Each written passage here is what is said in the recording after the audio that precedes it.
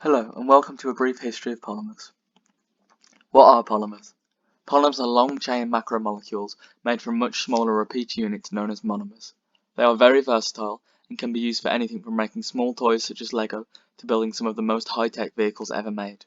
They have been used since 1907 with the production of Bakelite, but more on this later. There are two main ways polymers can be formed. Chain growth, which is a linear process. Chain growth polymers are formed by three main steps, which are initiation, which activates the chain and allows the first monomer to react.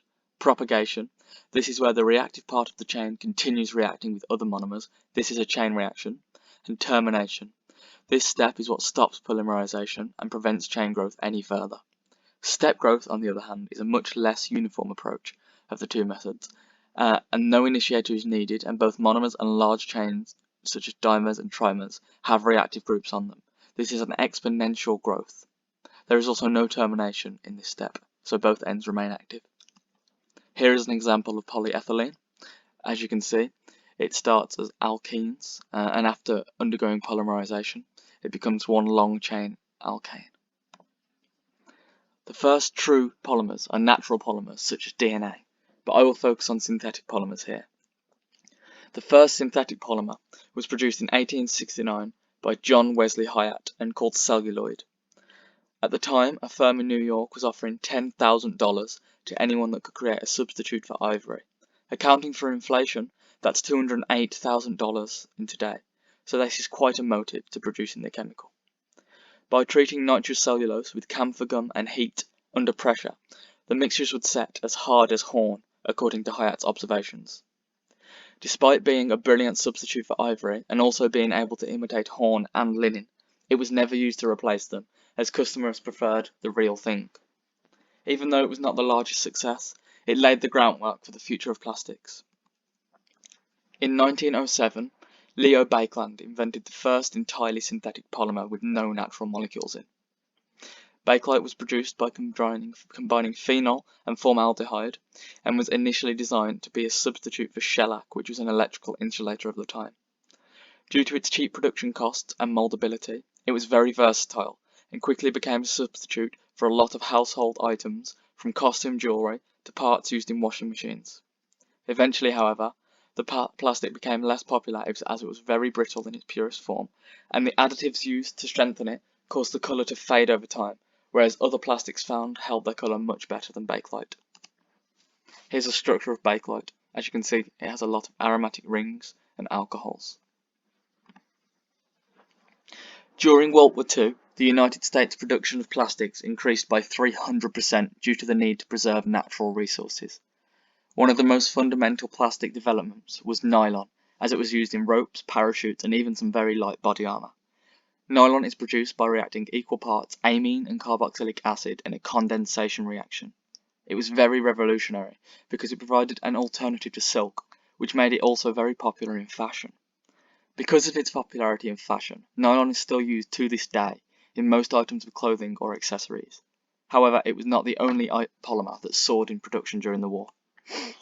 Plexiglass, or acrylic, was another polymer that was relied on heavily during the war.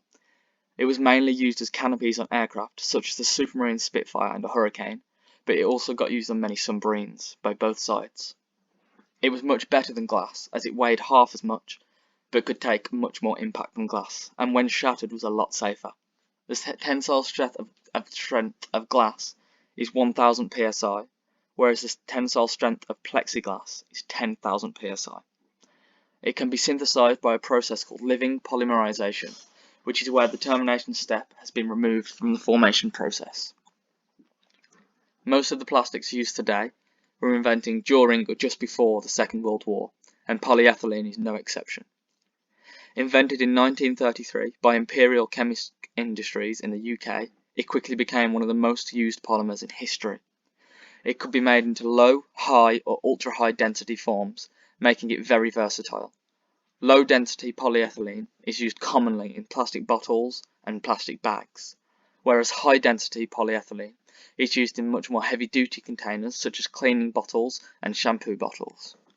Ultra-high-density polyethylene, on the other hand, is used in personal armour, sometimes even vehicle armour, and other applications that require durability and high chemical resistance. Despite being a very simple molecule, polyethylene is the most important polymer in human development and has changed the course of our history for our species. The latest developments in polymers have been recyclable thermosetting polymers, which was previously thought to be impossible. In 2014, a young chemist named Jeanette Garcia was following a routine experiment when it didn't seem to go to plan. A solid white substance formed at the bottom of her glass that was so hard to smash she had to break her beaker to get at it with a hammer. Because of this, it was nicknamed Titan. It quickly became clear that this was a thermosetting polymer, but the strange part was, this polymer was recyclable. Due to the fact that these polymers set in heat, there was no way to melt them down and recycle them in any conventional manner.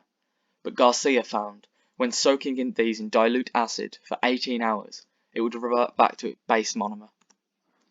This process of converting it to its original monomer can be done an infinite amount of times, so no matter how many times Titan was used, it could be reconstructed into a whole new product. Titan is 3 times stronger than any metal, a lot of materials currently used in aircrafts, and most of these current materials are not recyclable, so get thrown away after just one use, whereas Titan can be reused, opening up many opportunities.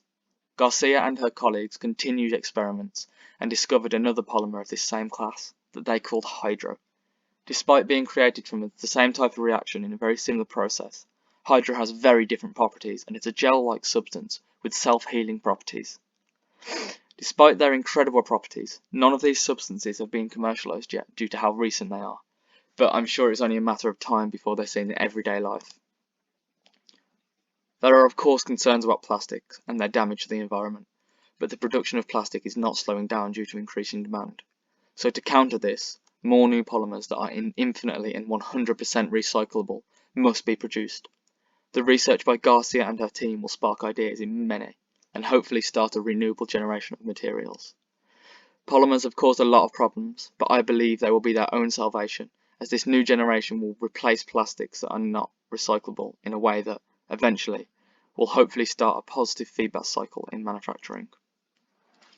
All of that is hopefully in the near future, but what about the faraway future of our species?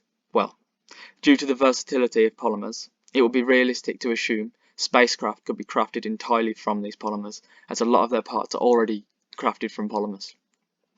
This would allow for cheap commercial spaceflight, and possibly even 3D printed biodomes on planets such as Mars, which SpaceX are already looking into with building houses for when the astronauts arrive. Even in science fiction, polymers are seen as the future of materials. In Star Wars, the armor worn by Imperial stormtroopers is said to be made of a Stygian triprismatic polymer, and this is said to disperse energy from incoming laser bolts and protect the wearer. It is impossible to predict if we will get to this level of technology, but one thing for sure is that on our long journey with polymers, we've barely left the station. Thank you for listening. The end.